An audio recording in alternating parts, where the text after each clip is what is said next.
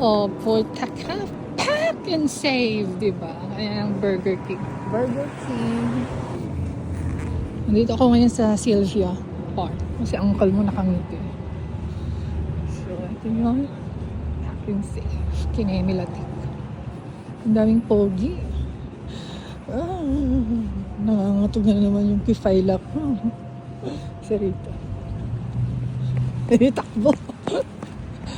Takbo. Sige, takbo pa, day. Hindi ko alam kung saan ang entrance. Takbo. Is God. Geneva Finance, Caltex, Burger King. Oh, ang daming langka. Ay, charing. Yan na, nawawala na ako. Hindi ko alam kung saan ang entrance. Bahala na. So, yan guys.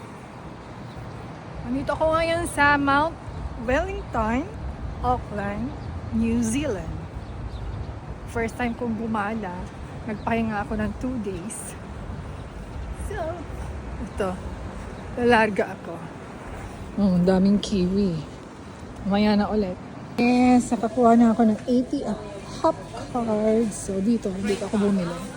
So, may Laylopa. Ayan.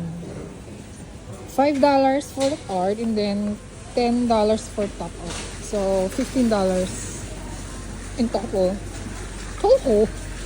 Nagiging kiwi na rin ako dahil. So, i-register ko to sa uy, nawawala ang focus. Ayun na. Yung 80 mobile app. Okay. So, ayan. $5 yung card. So, depende sa inyo kung magkano yung itatap ko.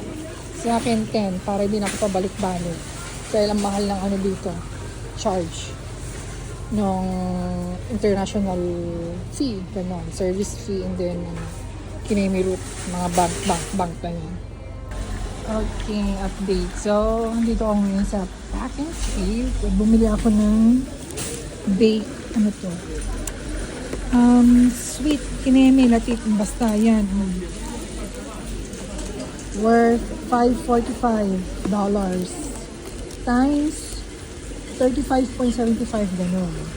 And then ito, tubig worth $3 times 35.75.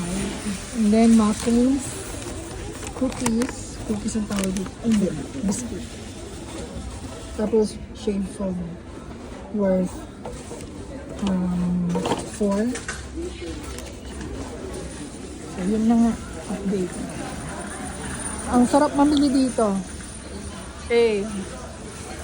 Maganda mamili dito kasi kompleto sa loob. Kung meron silang luto, bake na. Ready to eat na siya. Mas mura dito compare dun sa malapit na supermarket sa akin. Malapit din naman ito.